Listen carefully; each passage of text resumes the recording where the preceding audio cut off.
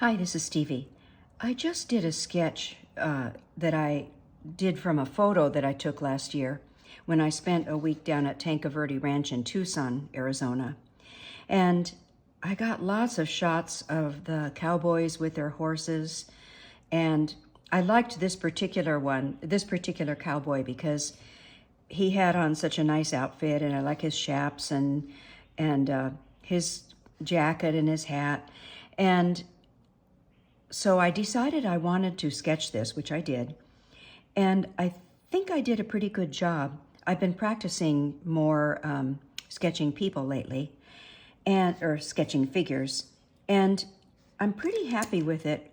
What I noticed though, and I did this before when I did horses, I tend to make their legs just a bit short, and I'm sure it has to do with the perspective in the photo. The same with the horse. It's okay, it looks okay, and I like the sketch, but I think his legs could be a little bit longer. But overall, I'm happy with it, and I'm gonna go with it. But there is one thing missing, and I left this undone purposely so that I could share some information with you. I see so many paintings online where people do really nice paintings. I think generally it's newer painters that do this, but they forget to put shadows in their painting. And if you look at the photo, it was early morning when I did this, or when I took the photo, and there were some really nice long shadows in the photo. And I'm not going to put them all in, but some shadows are needed to help further define these shapes. Shadow is what helps to give form to objects. But the sun was coming in to the left side of the horse and the cowboy. And so the right side would be a lot darker, the right side of each of those figures. And then those long shadows would move around along the ground. And one thing that the shadows help to do is to make an object sit down in the painting. I often see this when artists do like a vase of flowers. They'll forget to put the shadow in below the vase, and it looks like the vase is just kind of floating there in space. So shadows really help to anchor objects in the painting, and they add more value to the painting, value meaning contrast, and a lot more interest too. So I thought I would show you how I'm going to do the shadows in here. And I had been playing around with what color I want to make my shadows. Notice that I did already put some shadows in the cowboy's jacket. And I had the jacket was black in the photo, but when I painted it, by the time the paint lightened up, it was kind of a gray color. But I decided to leave that so that I could differentiate it from the darker shadows on the jacket. And so I already put those in because it's just a darker version of the color that was already there. And rather than take the time on this video, I just wanted to point it out. It's already painted. The same with his vest, which was, I think it was a leather vest, a brown leather vest. And for this particular color, which is quinacridone burnt orange, it takes a lot of color to make it look dark. Like here, I have the shadow of his jacket on his leg. I think I added a little bit of ultramarine blue to that to make it darker. But I had to be careful that it wouldn't go black on me. But I probably should go back and put a few more of the quin burnt orange shadows in there. And I'll probably do that off camera later on. But I did get them in his chaps and the shadow from his jacket. And I really just wanted to create the form, otherwise it just would look like a flat object. I forgot to go in and put some more color on the little fringe on his chaps, and I'll go back and do that. I just really like the look of that. But on this side, where it's more in shadow, the sun's over here, on this side, they would be darker. And, okay, so I wanted to talk now a little bit about what color I might use for shadows on here. What I was going to say is I made, a lot of times an artist will just make a darker version of the color itself for the shadow. And that's pretty obvious for his jacket. I was just making it a darker version of what was already there. The same with his vest and his other clothes. The same with his jeans. I just went in with a darker shade of ultramarine to get those little shadows in there. And, but other artists will use a complementary color for shadows sometimes. It depends really on what you're painting and the kind of look that you want. And you're always safe going with a complementary color. For example, when you see the dominant color in this painting, it's the quinacridone burnt orange. It's been blended with other colors, but that's the predominant color. And that's what you see on the ground here. So the complement to that would be something like my ultramarine blue. And that would be okay. And the ultramarine blue, when you mix together ultramarine blue and quin burnt orange, you can get a black. And you have to be, if you don't want that, you have to be careful about it. But I didn't want these shadows to be gray or black. I wanted more color in them. And there is a sketcher on YouTube. His name is Sketching Scotty. And he sketches lots of people. And if you want to get really good at sketching faces and figures, look up Sketching Scotty. He's great at it, and it's very easy to understand. Anyway, he does all of his shadows in his sketches with a violet color, and I forget the exact color, but it's pretty bright, a pretty bright violet. I didn't want to go that bright, but I have a color on my palette that is called Cobalt Blue Violet. It's this color here. I believe this is a Daniel Smith color. It's either Daniel Smith or Winsor Newton, but I think this is Daniel Smith. And you can see a little bit of it on my palette here, where I mixed it with some water. So it's got a lot of blue in it because it's cobalt, but it's got a little bit of violet too. And I really like that. And the other thing I know from experience is that when you mix cobalt blue, violet, or any kind of a purple with quin burnt orange, it looks really nice. And I took a piece of scratch paper and did a little bit before I started the video to show you how nice it looks. I recommend that you always do this if you're playing with colors and you don't know what color to use. Always try it on a piece of scrap paper first, so you don't waste your whole painting in case it goes bad. So I just wet this first with this brush, with my with one of my Princeton brushes, and then I dropped the color in because I wanted them to blend together and spread. Then I just looked at it. Well, how would it look if I just did the cobalt blue violet by itself? Because there are going to be parts in this painting that it's just going to be white in the background, and I wanted to know how that would look when I just lay down the cobalt blue violet by itself. Then the other color that I would run into is those green weeds or bushes that I have in the background.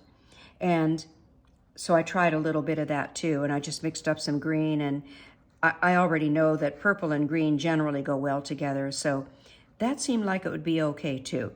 So that's the color I'm going to go with for my shadows, is the cobalt blue violet. And I'm gonna take a chance here. I know you can't see my palette, so I'm gonna cover my book here just to not get paint on it, and set my palette right here. Hopefully you can see that. I'm looking in my camera to see. I think you can see this, most of it anyway. So I have my my quin burnt orange. I'll put that up in this little well, and then some of my cobalt blue violet. And I had some of the quin burnt orange on my brush. I want to clean that up because I really don't want the color to be dirty at this point. So clean my brush off real well, and then just pick up the cobalt blue violet. And I just put a little in there. I can pick up more later if I need it.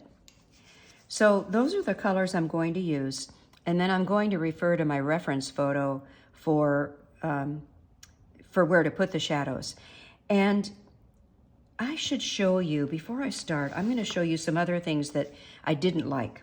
And this was during the week that I was in Tucson. I was attending a workshop down there with an artist named Sherry Blaukopf. And Sherry's a great sketcher. And we did all sorts of paintings, but I did some where I had shadows. Let me find them here. Let's see. This one isn't a good example. I had a shadow here that I made kind of a grayish blue. It's okay, I didn't care too much for that. This is the one I wanted to show you. Sherry's painting turned out beautiful, as you'd expect, but we did a value study first, and I'll admit I didn't like the subject.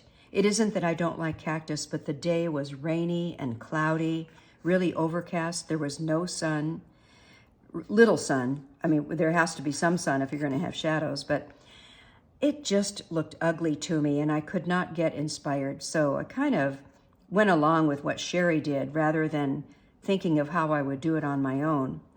And I don't like the whole painting. I just don't like it. But the shadows, I used a gray color here. I probably mixed up my ultramarine blue with my Quin burnt orange. That's usually how I would do that. And I really don't like it at all. So I don't want to do that again. I already knew that. So that's an example of why you want to practice first on another piece of paper to see how it's going to turn out. The other thing about these shadows is they could be very dramatic. I guess if I like the color better, it would be okay. But this is a lot of shadows in such a small painting. And there's a reason I'm telling you that. I'll get back to that in a minute. So these horses I sketched while I was there, just looking at them, and that's why the sizes are so different. This horse looks he was bigger than the others, but he looks like a real giant here. Anyway, I like the painting, but it was so funny that I drew him so big. But we did it without any pencil first, just with ink. So you're on a limited amount of time and you have to work fast, and this is what I got. But I think it's a cute little painting. However, I don't care for the shadows. And here I just did a blue color, and that looks to me like to be ultramarine. I don't think it's cobalt. But anyway, I didn't like how that came out. So I think I'm going to like the purple color a little bit better. I didn't put a shadow in this one, but I like this painting. I haven't finished it. I want to do some kind of lettering just to fill in some space. And I could put some shadows in for him too. That would make it a little more dramatic. Okay. That was another one that I didn't care for. Well, let's see here. I don't think I have any others. Okay, so that's what I wanted to show you. Now, the reason I told you all that is that there are some very long shadows in the front of the photograph that I painted this from. They're coming up like this. They were shadows from a saguaro cactus behind me. And so the idea would be, do I want to include those shadows, those long shadows of the cactus, or not? If I had more space on the paper, I probably would. But this is an 8x8 sketch, and I think it's too much for this piece of paper. So I'm going to leave those shadows out, but I'm definitely going to put in the shadows for the cowboy and the horse, because they're necessary to make it look real. So here we go. And I didn't speed up this video because I'm talking while I'm painting, just so I could explain all these things. And it's hard to paint and talk at the same time, so please bear with me. I may have to stop once in a while I'm painting. Okay, I'm going to use my number 6 Princeton Heritage brush, which is a synthetic bristle. I don't want too much water on the brush because I'll lose control of it. Notice that I didn't draw the shadows in. And I normally don't do that because when you draw something in pencil and then go over it with watercolor, I have not found an eraser yet that will get rid of that pencil line once you put water on it. I know some people claim they do that, but I haven't had any luck with it. So I just don't put shadow in where I don't put a pencil in where I'm doing the shadows. And they may not be exactly perfect, but I think I would like that better than having the pencil line showing. So I might have to turn this book a little sideways. I'll get my palette back where you can see it with my little towel. There, okay. And because they're going at an angle, and being left-handed, I think this is going to work best for me. And then also being left-handed, I need to work on the objects that are on the right first so I don't get my hand in the paint. And so I'm just going to wet my brush, and I think maybe all I will need to use is the cobalt blue-violet color, but we'll see. We'll see how it goes. So I think first I'm going to start with the body of the horse, and there are some areas that need some shadows. For example, this ear here had a little bit of shadow on it. The whole ear was a little darker than the other side, so maybe I'll just put a little there. And then his mane, I already got some shadow color in his mane, but back here on his tail, I can make I can separate the tail from the body a little more by getting some shadow color in there. And notice how I go back then and blend that out. And this paper, this sketchbook paper, is not the greatest. I don't want to mention which company it is, but it's not an expensive sketchbook. But I couldn't put a lot of water on this page. It buckled a lot. And even now, I don't know how it's going to take the paint because I've already painted on it once. So we'll just see how it goes. So I'm just referring to the photo about where the shadows are on the horse, and just working on down. I'm just going to go up next to his tail. This isn't exactly the way they appear, but on this small space, it's the best I can do.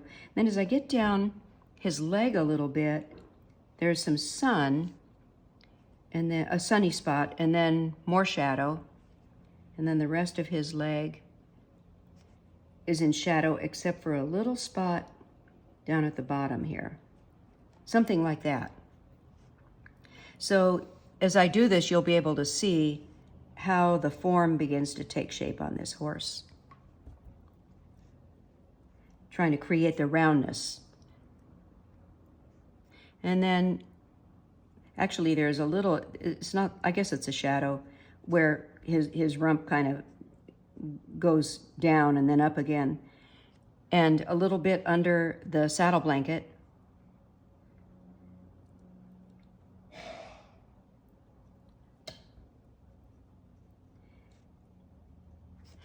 And I can do a little bit on this side too, just because of the way the sun hits it. There is some shadow under parts of the mane because the mane isn't flat, right next flat to his skin all the way down. It stands up a little bit.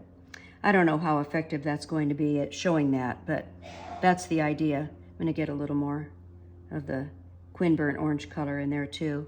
I just thought it needed it. And then going on down his leg, there's just a little bit of shadow in here. And I'm just gonna soften that color. Maybe add a little bit of the quin burnt orange in there too. That's more of a form shadow than a cast shadow. And I should mention that difference. A cast shadow is when, say for the cowboy, the shadow that's cast on the ground by the cowboy from the sun, that's a cast shadow. The sun is casting the shadow on the object. A form shadow has more to do with the shadow being created by the form.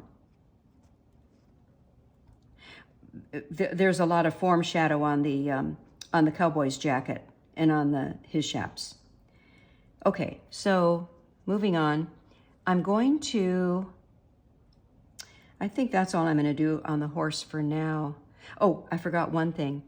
There's some shadow, and I'm not going to get this exactly right, but because of his saddle and the stirrups, there was a shadow on his leg like this, and then there was a piece that came down, and just something from the it's casting a shadow from the parts of the saddle. And then a little bit of form shadow on the side of this horse's leg. I could add a little bit of the quin burnt orange to that too. And notice on the form shadow, I'm softening those edges because that's what a form does. Every time that a form turns, there's a value change. So just kind of keep that rule in mind, that that's what gives something its shape, is the form change. Okay, so now I can go down to the bottom, the horse's feet. I better make sure I have enough of the purple color here. And it doesn't all go off this way, but and I can't see a lot of it because it's out of the photo, but under the horse's hoof, there's a shadow. It goes this way, and then it extends out sort of like this. And I don't exactly know where it goes because I don't remember, and it's not in the photo. But I'm going to just do the best I can here. I'll have to go back and fix this because it needs more of a hard line on it since it's a cast shadow. It kind of got out of control on me, which is why I blended it out. I'll go back and fix that later. And then for his front legs, it's the same thing. There's a shadow here. It extends out. I can't really see, but I can also kind of make it up because unless you're there, who knows really? And then depending on, I'm looking at the other horse in the picture, and the sun must have been coming almost right behind and a little bit to the right, because on that other horse, you don't see a big shadow on his right side. There's not a big shadow from that horse. So I'm not going to do it for this horse either. I'm just going to do it for his feet.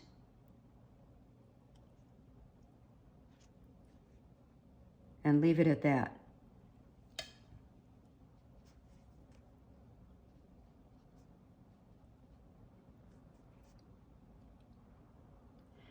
I may go back and do more on that, but I'm going to leave it for now because it has to dry. Then the cowboy,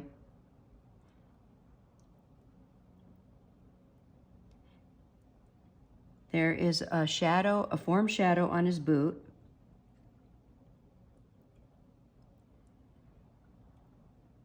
And then there's a shadow that extends on over, oops, not into the horse, but right next to the horse. And there's something like this, and then that shadow breaks apart. I guess that's from his legs. It goes something like this.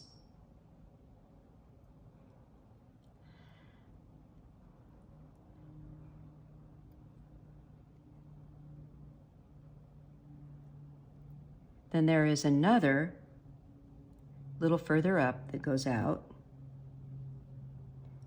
Right, it goes right behind that rope. And then that meets up with another shadow from the cowboy's body.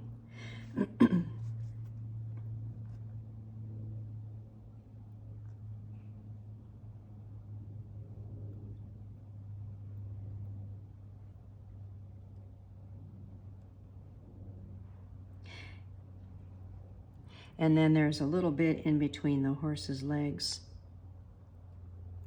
I'm going to do this. And I can't see any on the other side of the horse. Then there is that post where the horse was tied, and there's a shadow that runs along the ground from that post. And it goes something like this. I think I need a little more paint.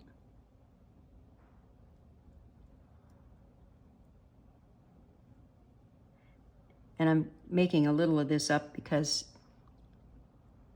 it's hard to tell in the photo. But it would be something like that.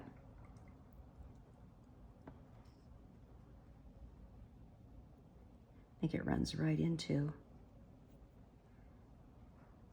this other shadow. Then there's also shadows on the rocks other than what I put in. And this rock is not exactly in the same spot that it is in the photo, so I'm just going to be making up some of this.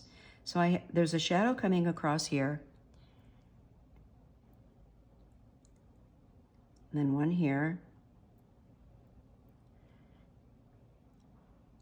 There's a little bit, his foot is up in the air, so the shadow goes something like this.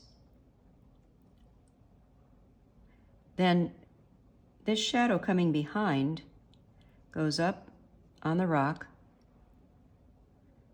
And this is where it's a little different because this is right, in the photo it's right by his foot, but here I'm just gonna say it comes down around like this. And I'm gonna, oh, and then it goes out a little bit. And you know, I really think that shadow's from the other horse, so I'm just gonna blend it out here because I don't have the other horse in the picture and it won't make sense to the viewer.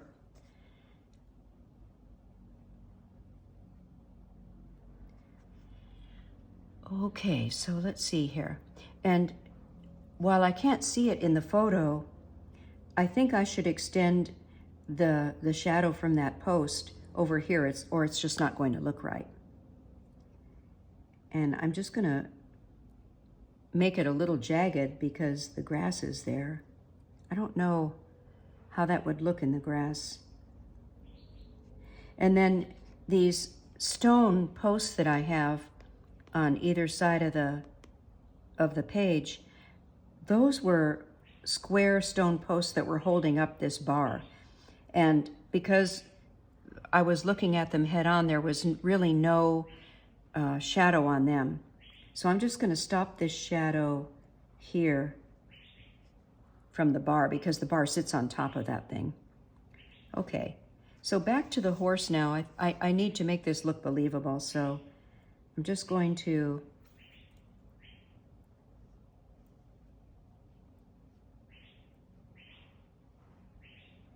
go like this. And then maybe I'd have a little over here from his front legs, I should say. I can't really see it in the photo, but it just makes more sense to me.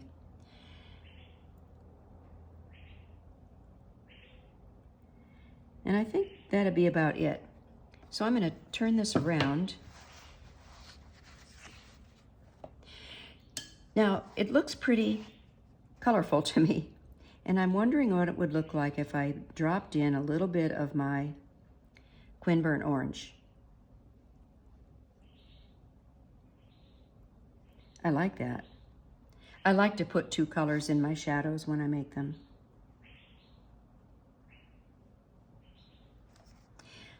I'm not crazy about this shadow here because I think it needs more of a hard edge. I don't know if this paper is going to allow me to do it because it's been painted on so much. I think that'll be okay.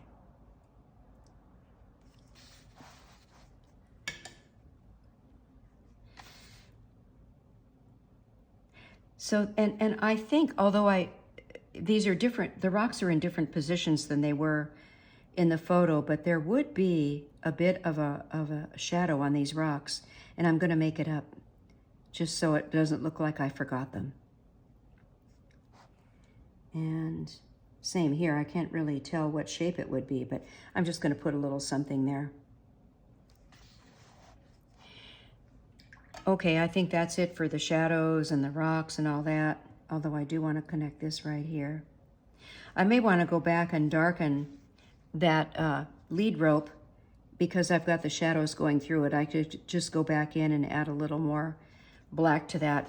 And I don't keep black on my palette. That's a mix of the ultramarine blue and the Quinburn orange. So one final step I want to do. Yesterday, I wet the paper. I just wet the whole thing with a brush, and then I flicked on some of the Quinburn orange color to get this rocky land look. But I want a little more of that as a finishing touch.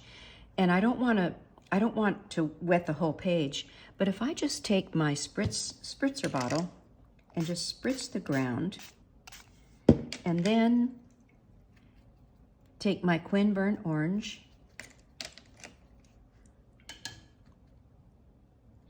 and just flick it on. It won't blend in as much because it's not as wet as it was the first time. But this is a nice way to make ground look rocky. And I can leave some of them the way they are, or just brush underneath them like I'm doing now to spread them out a little bit.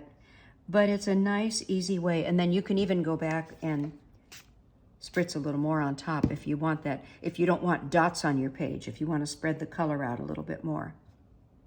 So it gives the idea that this is rocky ground. And I wouldn't worry about getting it up in, between the cowboy's legs. It's, it's too much of a risk of something going wrong.